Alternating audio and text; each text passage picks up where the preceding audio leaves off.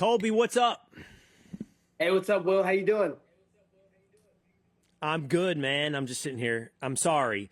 I'm playing with ChatGPT. I'm designing the new Netflix series, The United States versus Don Lemon. I'm working on a subtitle, Colby.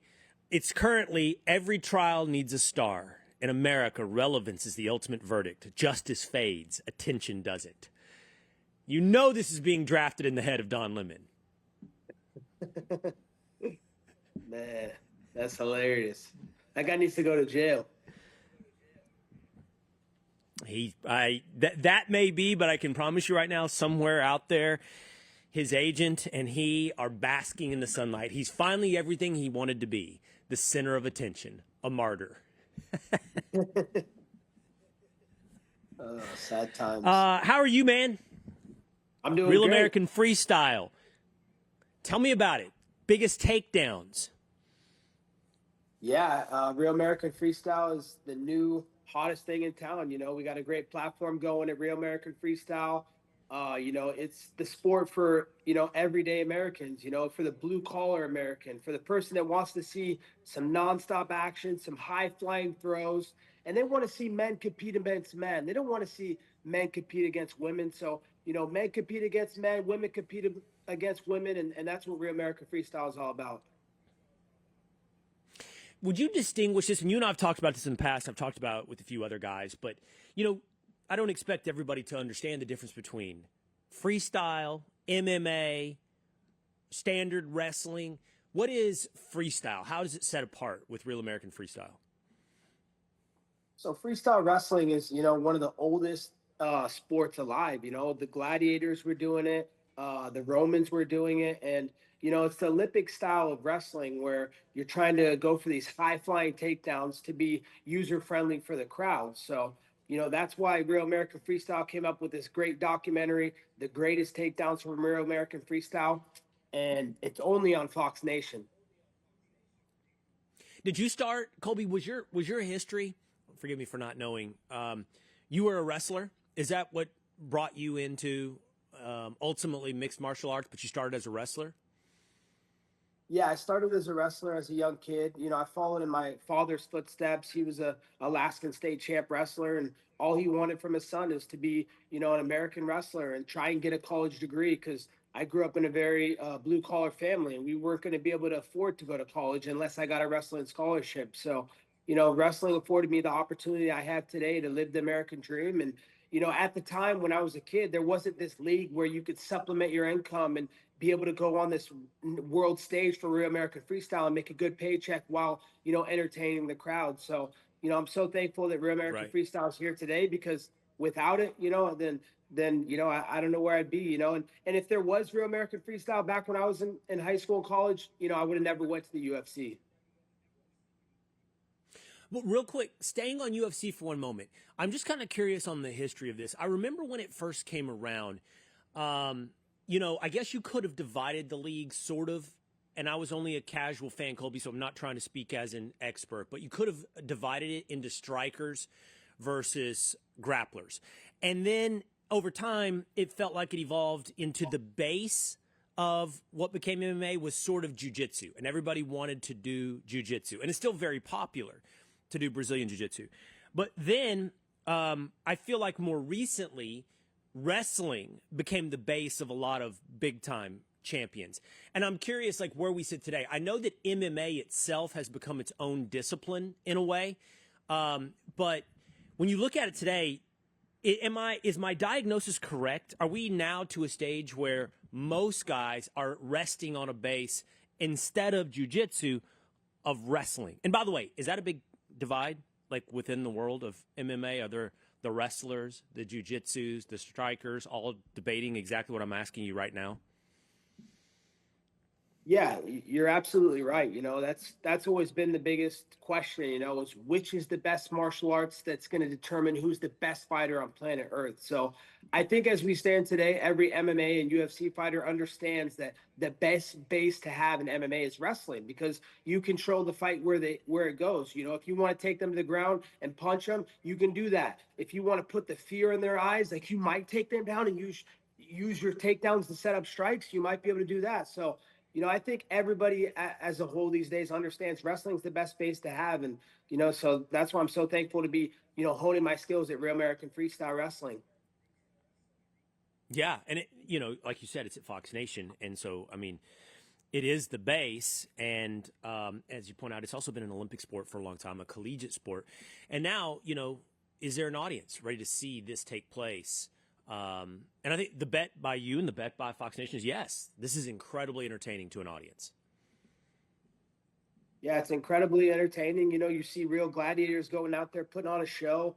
It's high flying. There's a lot of throws. It's user friendly. It's family friendly. The kids can do it. I mean, there's high school kids that are competing in the league, ironically enough, and it's a fun sport to watch. So I really think that Real American Freestyle is going to be up there one day competing with the mainstream sports out there like football and basketball and soccer, because people are sick of the woke trash. They don't want to see men coming into women's sports, and Real American Freestyle is not going to allow that.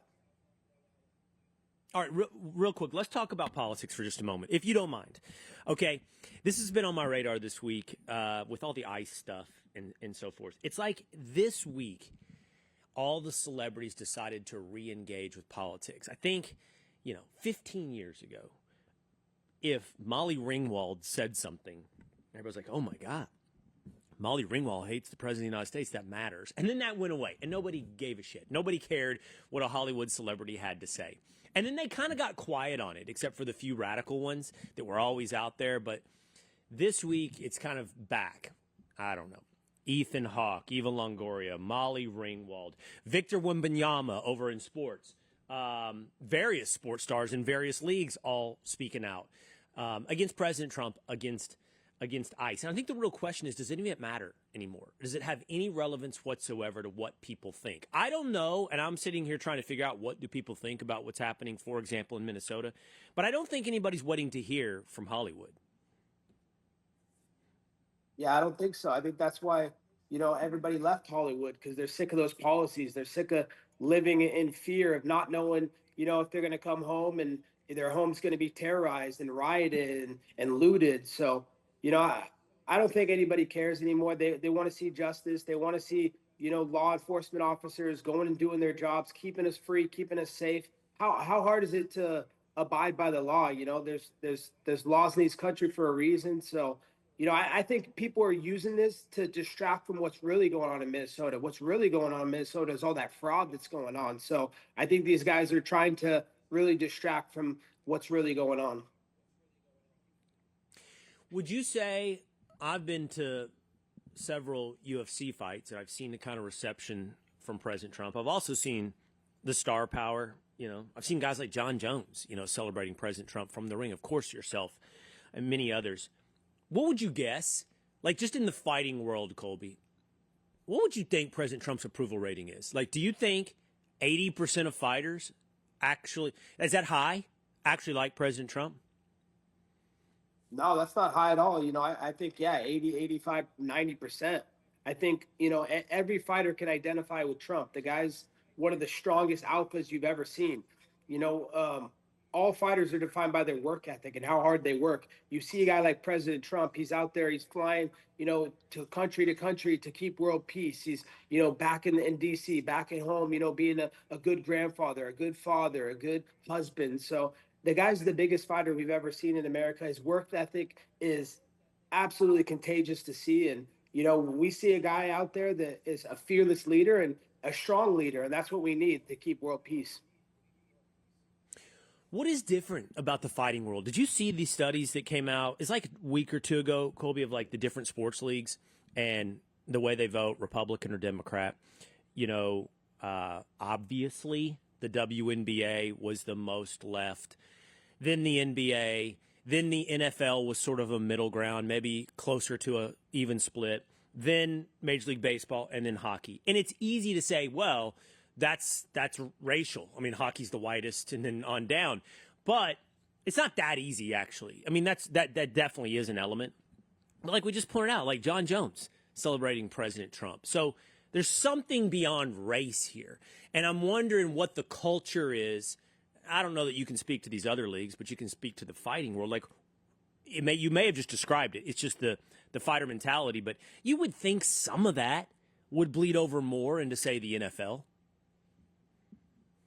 Yeah, you would think so, but a lot of the owners, the commissioners, they're very left leaning, and they're taking a lot of their money from China, and so they don't want to disrupt the gravy train. So what's good about UFC is the free market. It's run by Dana White, and he's a great God-fearing man who's a Republican that spoke at the Republican convention and been a good friend to President Trump. So he doesn't muzzle anybody, though. He doesn't say, hey, you can't say this and you can't say this. So that's what I respect about that. Yeah. And some of those other leagues, it's not like that. I get DMs all the time from baseball, from football, from NFL players, and they're like, Colby, we love that you're speaking up. We love what you stand for. We wish we could do the same, but we don't want to disrupt how we put food on the table for our families. So I get where some of these athletes are coming from, but it's just sucked that they're being breathed down their neck by these commissioners and these owners that, hey, you have to speak left and there's no other choice.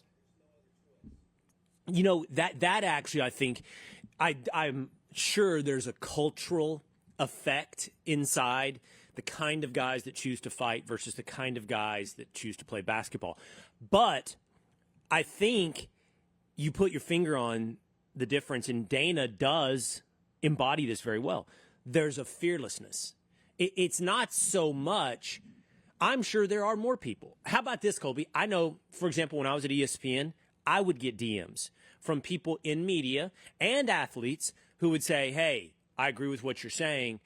It's great. Keep it up. And I'd always wonder, like, well, why don't you do it too? And the difference isn't like you had a different belief than me. And I'm not trying to pat myself on my back, but they were afraid to do it or say it. And so I think that the big divide in many of these cases, and again, I think Dana does give a lot of guys permission because he is fearless, but then so are you, and so are these other guys. It takes some courage to just say what you believe. You're right. It takes a lot of courage. For a long time, it was just a silent majority, and people didn't want to speak their mind because they didn't want to have to deal with the repercussions. So, I went against that mentality. I said, hey, I don't care. You can take away my sponsors. You can take away my social media because they completely blocked me from the algorithm when I went to the Oval Office and hung out with President Trump. So the fact that I put President Trump as my header picture, now I'm completely out of the algorithm, and they won't let me get one more follower. So, but it's okay. It's not about getting followers. It's about standing up for your rights, standing up for, our constitutional amendments that, our forefathers fought for us for. So, I'm never going to bow to the woke mob. Has that ever, Colby, in your career bled over onto the mat, into the ring, or into the locker room? Like, have you ever had the sense like whoever you're about to fight, I don't know, has a little different motivation against you because of the things you've said or you believe? Yeah, it does, because, I know now that I have a target on my back and I have to work harder, and, I want to take out these frustrations. There's some serious pent up frustrations from, just trying to be silenced and not let the truth be seen. So, I want to be an ultimate facts champion. Oh, that's motivated you, you're saying. Yeah. Yeah. What about your opponent? Have you ever felt like that dude really wants to kick my ass because he thinks I'm XYZ and disagrees with me? Absolutely. I think that probably gets them up early in the mornings and keeps them up late at night because they want to be the guy that, is able to silence him and shut up his narrative. Oh, interesting. Yeah. Because in the end, it's a professional sport. All of these. Real American Freestyle, mixed martial arts, UFC. And to some extent, you think a lot of that's cut off, right? And then once you enter, it's to training. It's to, people don't appreciate how much of what you do is actually a chess match. It's not just aggression and passion. It's a chess match. It's a thinking game, right? And so I would think that a lot of those, like, I hate this MFer, whatever. Maybe they think he's a racist or what. That might be pushed out, but you don't think so. And some of these, you think they're after you a couple times at least, maybe a little more, because, hey, this is that MFer Colby Covington. Absolutely, 100%. There's a lot of the people in Hollywood, a lot of famous celebrities that have been bought and sold their soul to the devil. So of course they want to appease these people, these crowds, and it's not the cool thing to do, to stand up for your country, to stand up for, freedom of speech, to stand up for President Trump. That's not the cool thing to do. So if you're the guy that's able to silence that guy, shut him up and break his face, then you're going to be the hero in your own story. So, that just, Yeah. that's just nature. Well, that's a perfect way to bring this full circle. You'll be the hero in your own story, the story of Don Lemon. Colby Covington, he's got Real American Freestyle, greatest takedowns. It's up at Fox Nation. Always fun to talk to him. Colby, thanks for being with us here today. Thanks for having me, Will. God bless. 20 days, one historic move, an unbelievable journey. Melania from Amazon MGM Studios captures the one-of-a-kind transition into the White House, showcasing the planning, pressure, and personal moments that come with stepping into the role of First Lady for the second time. From logistical complexities to decisions made behind closed doors, the film brings you closer to Mrs. Trump and her family as they return to the nation's capital. See what history looks like before the doors officially open. Melania arrives exclusively in theaters January 30th, 2026. Breaking news, Don Lemon, failed CNN anchor, arrested by the United States of America. Tinfoil Pat's with us here today. This is it, Pat. This is the moment. This is his life's work. This is the culmination. This is martyrdom. This is the dream for Don Lemon. It's everything he wanted. And I didn't think it was going to happen. So this is really exciting times. This, too, is everything you've ever wanted. Don Lemon has been arrested for participating in the riot and infiltration of a Minneapolis church, along with a group of other rioters who have already been arrested. Some odd, I believe 7 others have been arrested for barging into a church, disrupting a service, sticking cameras and microphones into the face of the pastor and attendees, chanting, making young children cry, cursing. 7, 8 members of that mob have been arrested. That mob now includes Don Lemon. They have been arrested on a multitude of charges, which includes the FACE Act, which has been applied largely in the past to people who have disrupted abortion clinics, but it also covers religious services.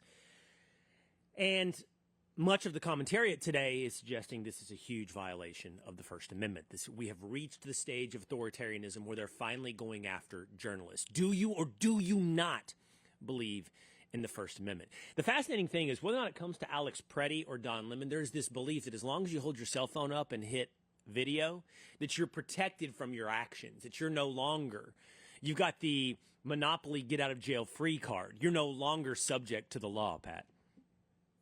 Oh, yeah. I mean, and these are the same people that literally held lawyers accountable for representing President Trump, and it's like we had these guidelines and now we don't. But this is a whole different thing. Don Lemon was not acting as a journalist. He was not just there documenting it. He was there participating in it. It's just insane that people make this connection. I guess you can just get away with anything, Will. You could go do whatever you want. You're a journalist. I'm chronicling. Yeah. I'm chronicling the moment. That's what Don Lemon's saying in the moment. He seemed to know, by the way, some of the risk that he was taking.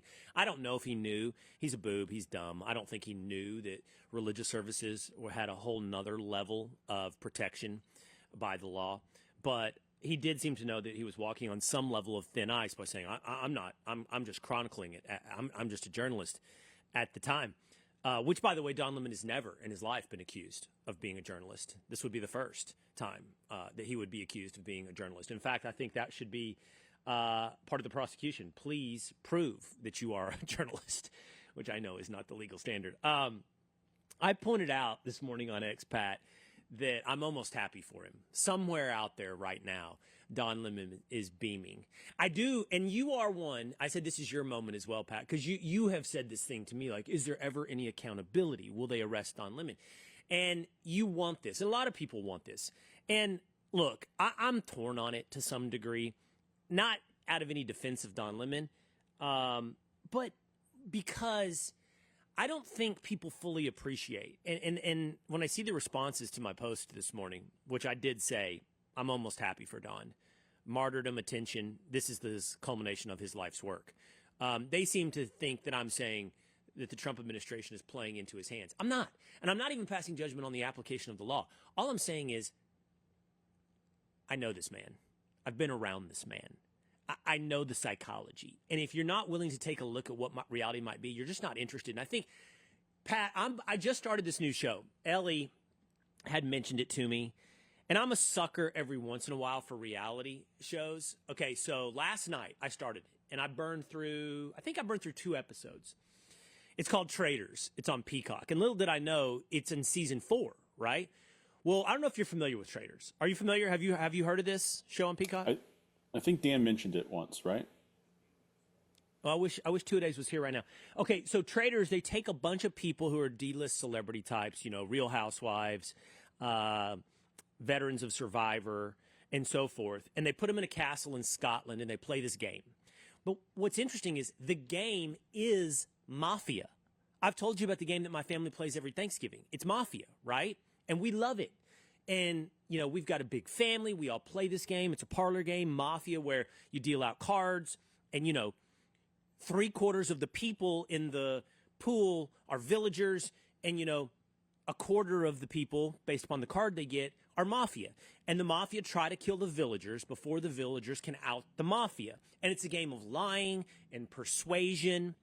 Because every night, quote unquote night, when you have to close your eyes, the Mafia kills a villager. And every day, the villager executes one of its members thinking they're Mafia. So if the villagers get it wrong, they are helping the Mafia kill themselves off. The Mafia wins the game when they outnumber the villagers. And what's really fascinating is the way people tick emotionally, right? And persuasively. And the dynamics. Obviously, I'm a very big personality. Now, I will say, I think I'm very good at this game. I think I'm very good at looking at the way other people are behaving and deciding if they're Mafia or villagers. And how do you do that? Consistency. Do people act differently when they are one versus the other, right? Listening to the kind of evidence that they marshal on why someone else may or not be Mafia.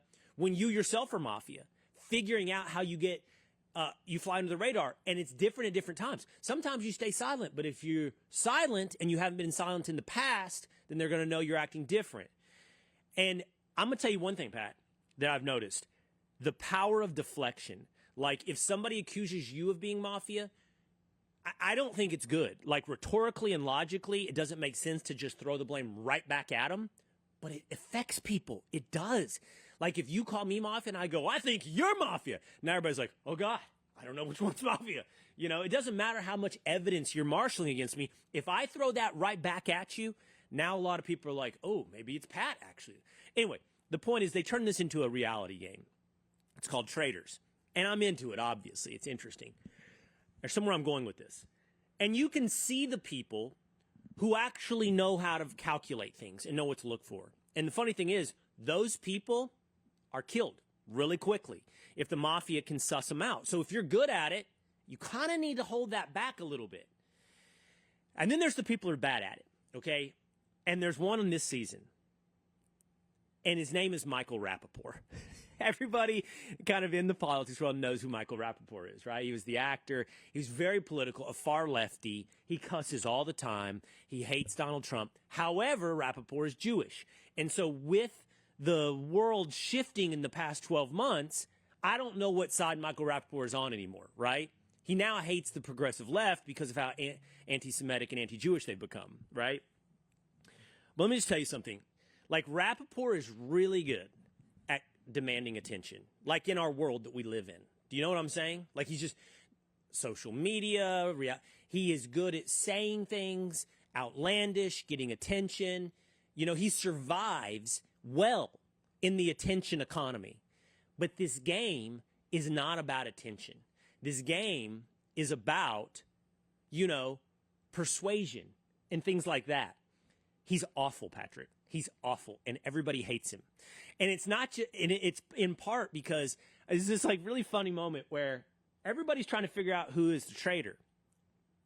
And all he wants to talk about is why he was done wrong in some competition game they did earlier that day. And he's very passionate and mad about it. And they're all like, you can tell it's super edited because they're like, why are we still talking about this? It's edited because he's gone on and on and on about it. And they're like, dude, basically they're saying you're ruining the game. Like, we can't have a productive conversation because you're over here. And it's all genuine on his behalf. I think he's genuinely not a very smart person who is a loudmouth. My point is in all this. Yeah. Yes.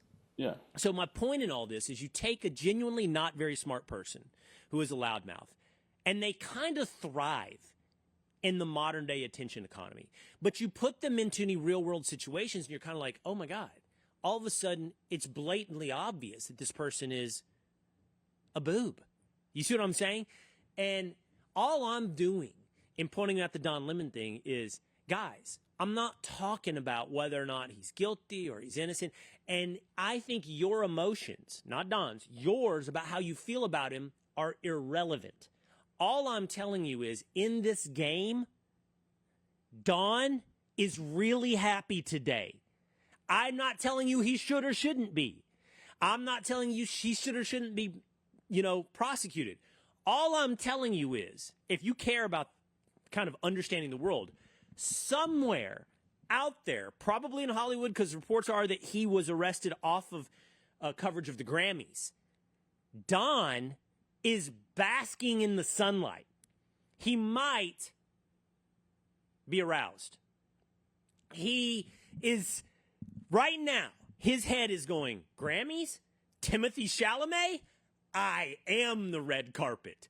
He now thinks of himself, Dave Marcus, our friend over Fox News years ago, he is currently drafting, or he's probably already put it into ChatGPT, his version of MLK's Letters from a Birmingham Jail. He is currently drafting with ChatGPT letters from a Hollywood jail. You have to understand, he is already workshopping the Netflix series, The People versus Don Lemon. He is arrived, folks. He is so in fact, Patrick, I did this. Take a look, okay? You can see in my studio, I started playing with ChatGPT. I was like, will you make me the Netflix poster? I don't know if you can see this. Justin, can you zoom in on it? But I started playing around with it. This might be against Fox policy. You're not supposed to do AI, right? I'm not supposed to play with AI. We can do it. You're not supposed to do it on TV. Okay, well, actually, I don't know if we're supposed to do it either. I don't know. This whole week has been don't ask permission. Just do it. Run and gun. But can you see? The title is The United States versus Don Lemon.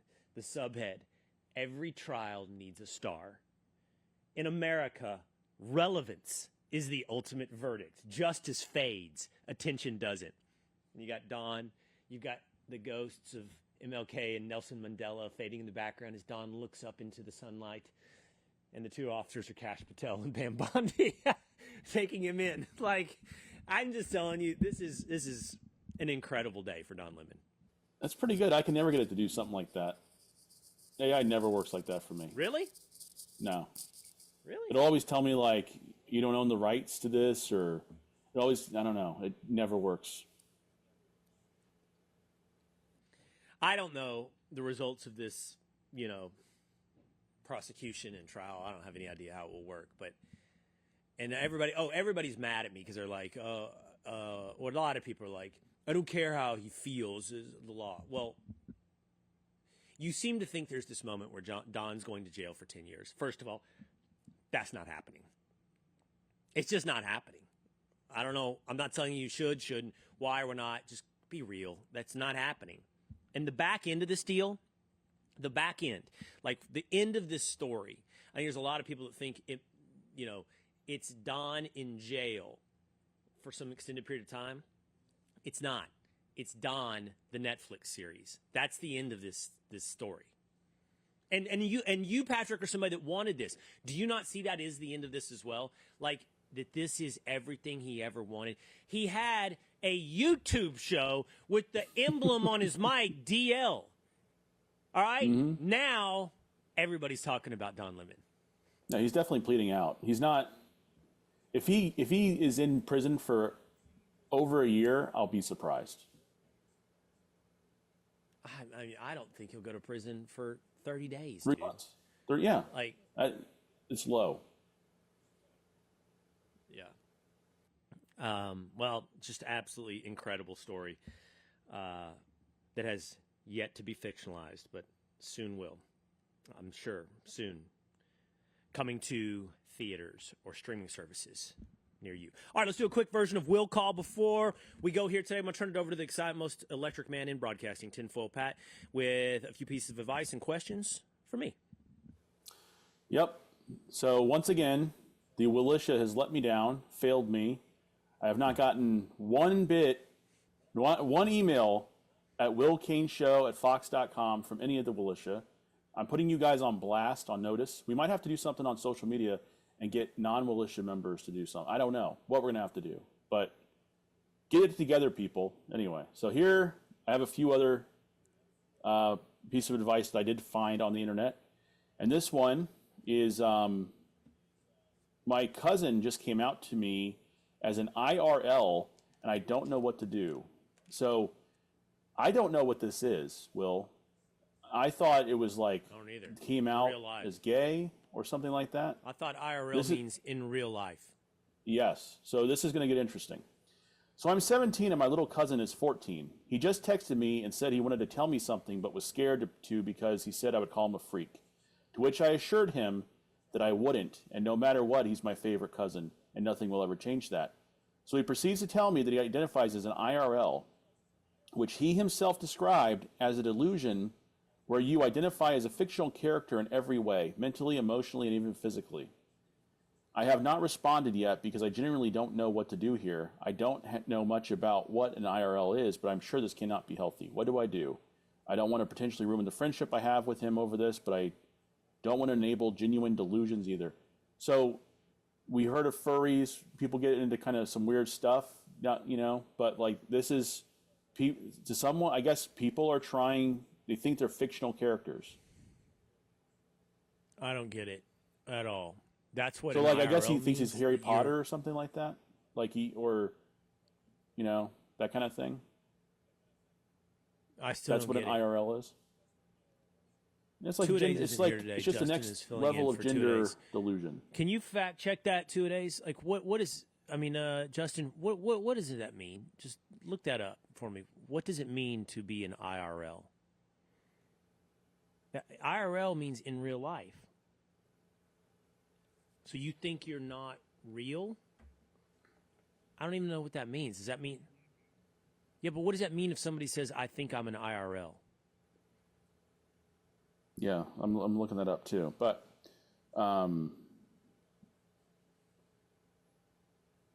let's see. I really don't know what to even say to this because I don't know what the hell this is. That basically means that you think you're like in a simulation, right? What's the difference between that and what you are, Patrick? You think you're in a simulation. Does that mean that you're an IRL? Yeah, I've thought about like, do you just create a character and you just play that character, and then essentially everything kind of like morphs around that character? But I'm wondering, but in like, a way, is this like we're getting they deeply think philosophical here? Like you could argue that everybody's playing a character. Of course, Don Lemon's playing a character. I thought it was a very interesting. I've never heard of this before, so I was like, yeah. Don Lemon just came out as an IRL. So it is an abbreviation for in real life, often used in internet chat. It can also be used to differentiate between an actor, actress, and the character they play. No, that doesn't make any sense. All right, well, tell this dude to go ahead and just talk to his cousin about it and respond and go, "What the hell, dude?" All right, what does get mean? it together. Help me figure this out. You're not Harry Potter, or whatever. What else you got? Okay, Pat? so this one's a little more straightforward. My best friend's wedding is going to bankrupt me. How do I tell her I need to step down? I was so happy to be asked to be my best friend's wedding, but the costs are spiraling. Between the specific dress she wants, the multi-day trip for the bachelorette party, and all the extra events, I'm looking at spending my entire savings. I tried to hint that I'm struggling with the budget, but she just says that it's her only wedding and she wants everything to be perfect. She thinks I am being stressed, But the reality is I'm choosing between her wedding and my rent. I love her and I don't want to ruin her experience, but I can't keep up. How do I tell her I need to step down from the wedding party without ending our friendship? Has anyone else handled this? Wow. I really need advice on what to say. Yeah, that's tough. It's really tough. Yeah. Anyone, have you ever been, I've been a best man before, and that is like part of what you have to calculate. Like, you can't have this, like, we're going to take this weekend, we're going to do this or that. You can't put a bunch of dudes in a financial situation, make them commit, which is a lot easier to not go to a bachelor party weekend or a bachelor party than what the bridesmaid has to do here in buying all that crap, you know, for a wedding. But, you know, that's like the whole point of being conscientious. Like, the wedding thing, it is your one wedding. Does your dream and your one wedding really demand a level of perfection that is so cost prohibitive? What's perfection? How about that? What is perfection? Is perfection the perfect dress or having all the right people, important people around you on your wedding day? And I just think maybe, you know, your best friend might really have some priorities that are a little bit out of whack, not taking other people's concerns into effect. Also, she could pay for it, the best friend. She could go ahead and help pick up the tab and subsidize this for someone when you say, hey, I'm really struggling to pay for all of this, and I want to be there for you, but I'm having to choose between this and rent. She could go to the best friend instead of to Reddit. You know, she could do that. Well, go to the bride instead of to Reddit. We do have an update on this one, if you want to hear it. Yeah. So she did go to the best friend. And she told her straight up after a few days, and the best friend said, and she said, I would like to just be a guest. I can't really afford to do this anymore. Is it okay if I just be a guest? And the best friend said, why don't even come. Just, you know, you obviously don't care about me. Oh, well, not a very good friend. I don't think that's the right way to approach it. Like, I'd like to not be in the party. Right. I'd like to be a guest. That's a little bit aggressive. That was kind of aggressive. How about just like, hey, I'm in this situation. What do you think? And if then the bride's like, well, don't come then if you can't afford it. Nah, I mean, it's pretty obvious. But that was a failure of communication right there. I'd like to just be a guest. I don't want to be in your wedding party because I can't afford it. There might have been some other solutions that were a little less severe. You're probably already on the hook for the dress. So it's like, you know, you can do other things. Yeah. Maybe not go to the bachelorette party or whatever. Do you think these are real? Do you think that those are like real conundrums, real problems? I try to find the ones that I think are the most realistic, because there are a lot of really crap ones on here. So, yeah, I do think it is an issue. Yeah. Well, because I know I got married at 20. Help him out. And I always felt bad. It was like, you know, and we weren't even like going with a crazy wedding or anything. I always felt bad when people had to get a cost here or there for anything. So Yeah. The dream wedding is way overrated. Way. Says a man. I'm sorry, ladies. Maybe I don't get it. But it is sort of 50% of the equation, right?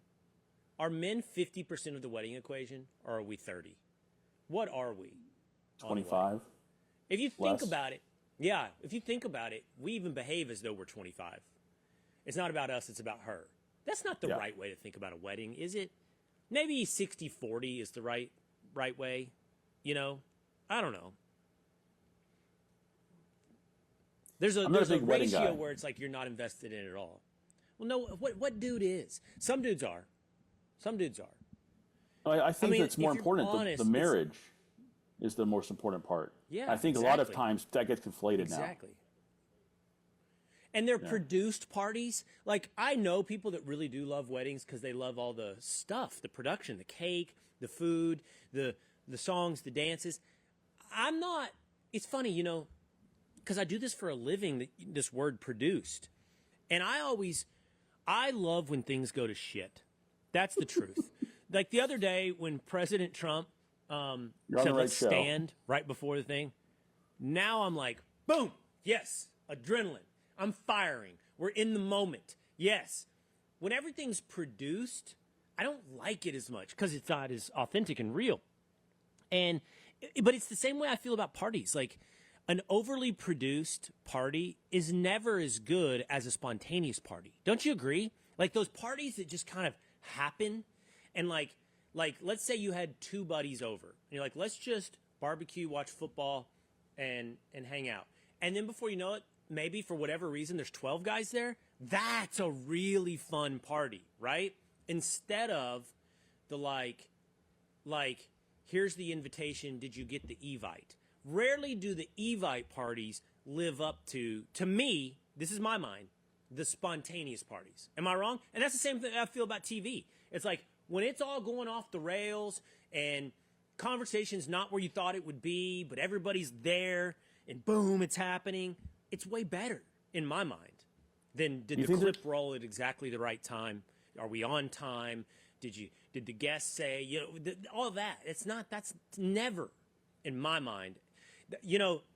I've got, whenever you're do a TV show, like I do scroll through social media sometimes during commercial break, I've got one hater who watches a lot. And this person must be a director or in the business in some way. And they're always criticizing, like, what happens. Like, they're criticizing a camera shot or this or that, when a clip rolls. Did it roll late? Did it roll early? Right? And this person is sitting there, like, trying to trash the show because of quote-unquote mistakes. And I'm like, this is the good stuff. That's what I want. I mean, it's mostly kind of what I want. I don't want mistakes, but I don't want perfection to the point of a total lack of authenticity. You see what I'm saying? 1,000%. Now, I completely agree with you also on the spontaneity thing. Do you think the exception is like a Diddy party? Because it was probably planned, but it also is extremely spontaneous once you get there, right? What are you talking about? What are you talking about? I don't know what happens, but I'm sure there's he sends invites out, it's planned. It's pretty planned. You have to wear all white. So produce spontaneity. It is oh overproduced, my God, what's but it's going also on in that room? Completely spontaneous. I don't know. That's like I've never been to a party like that. Not a Diddy party, but even the ones that are like so fabulous that like, let's take out the bad stuff of a Diddy party, but like so extravagant. Like one of the biggest parties you were with me at, that Fox Christmas party was big time. I mean, there's a lot going on at that party. But you could level up another one where it's like, in this room, this theme is going on, in this room, and you don't know, and everywhere you walk is a whole new surprise. That's like produce surprise party. I don't really think I've ever even been to that, so I couldn't judge it. And in this room is Diddy, and who knows what will happen. No, I don't know. That's not the spontaneity that I'm talking about. All right. The spontaneity that I'm talking about is talking about a wedding and the cost of a wedding and ending up talking about Diddy. That's what I'm talking about. And with that, is going to do it for us today here on this Friday episode of Will Cain Country. Quit letting Tinfoil Pat down, folks. Send in your emails. That's going to do it for us today. Please follow us on Spotify or Apple. And we will see you again next time.